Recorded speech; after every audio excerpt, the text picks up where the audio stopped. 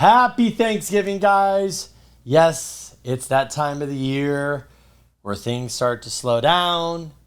You get to spend some time with the family, and you might get to spend some time with the family you don't want to. Just kidding, but I posted about that today, actually, like the conversations. There's going to be a lot of negative people.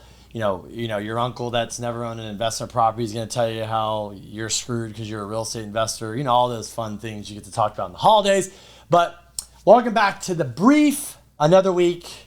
This week, I want to jump into inventory real quick.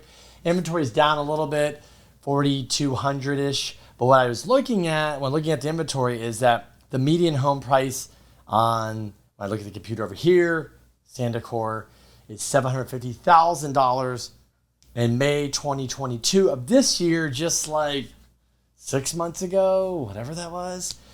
It was $855. So it's come down. I'm sure that peak where we got was because people were way overpaying for those properties. Like, oh, it's listed at 1.1. Let's give them 1.2. So obviously that peak is coming down. Interest rates are helping out there. So the first thing I want to dive in this week is talk about interest rates. They're still remaining low. They're still good. That consumer CPI number came in a little bit lower. Obviously, I think we're all under this impression that we're going to hit a recession in 2023. If you asked anybody that I asked, I think people were there. Housing's slowing down. Crypto's melting down. Stock market's still up and down. So very interesting times out there. We're coming into the holidays. We're typically, obviously, sales and all that stuff slows down in real estate. Maybe it's going to get real slow this year. We'll see. But we're seeing that with new listings this week. They're down from last week. So we'll see what happens. There's obviously deals always happening, deals closing. But this is the time of year where it gets a little bit slower. And we'll see that. One of the other things I want to focus on this week is consumer spending. Why do I care about consumer spending? Well, I want to know if the consumer is showing up for the holidays. But a couple things to think about. Remember, there's $800 million or billion dollars, sorry, not million, $800 billion of inventory sitting on shelves that couldn't get sold because we got locked in our houses for a couple of years. If you guys didn't remember this thing called COVID, and now we're out of it, and a lot of people bought a bunch of crap that they don't use or didn't need, and they don't need it anymore. So they shipped it all here when they're like, oh, we don't want to buy a flat screen TV because we're good or whatever it is. So you're going to see retailers having some really nice sales, and I'm sure after the holidays, some really, really nice sales to get rid of this stuff so we can buy more crap that we don't need and rack up those credit cards. So number one, I want to look at consumer spending. Are they showing up for holidays? But also, are the retailers, are the sales down or up? But even if the sales look good, is their revenue down because they're taking a hit? So we'll see. They're trying to get those consumers to show up with all these fancy promotions and sales. The other thing I was focusing on this week too was credit card debt. It's at record highs. So people are obviously going through their savings, record highs. And you're like, Kenny, what does all this matter? Why do you keep talking about this? Guys, because why I'm talking about this is what I'm looking for is the language change with our Mr. Jerome Powell, AKA the first Fed pivot. Could come in 50 basis points, but could also come in 50 basis points and language change, meaning, hey, the consumer's slowing. Oh, we're getting worried. What's my prediction? The consumer's going to slow this holiday season. We're going to enter January 2023. A lot more people getting laid off, consumer changing, Fed changing, economy changing.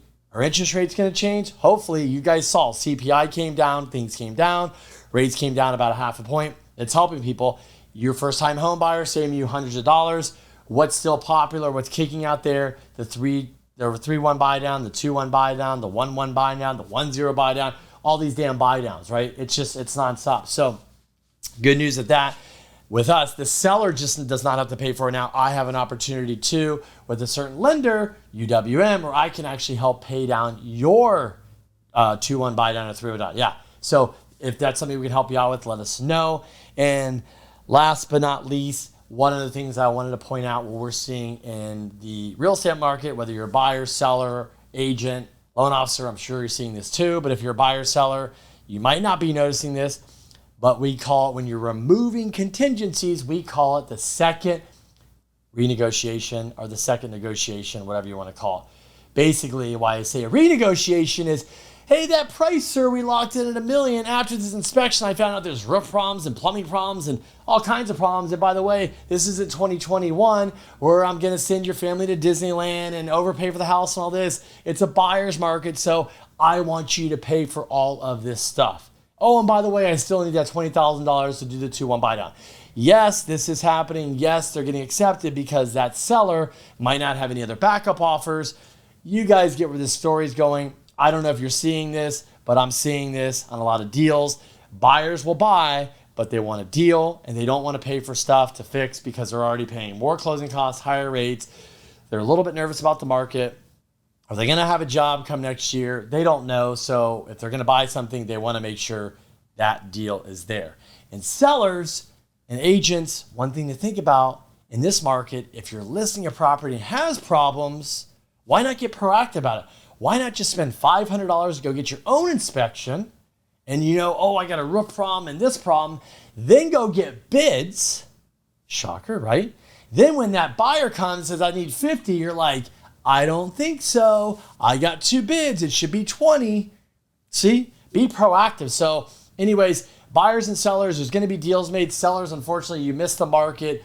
Welcome to the new market. It's only going to get tougher. Holidays are going to get slower. Buyers are busy going skiing to Hawaii to see family. They don't want to move. So anyways, until next week, I wish you guys a happy Thanksgiving.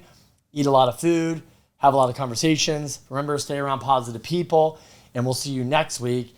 Guess what next week's going to be? After Black Friday, after Cyber Monday, I might have some interesting stuff for you, some data to look at. Until then, have a good week.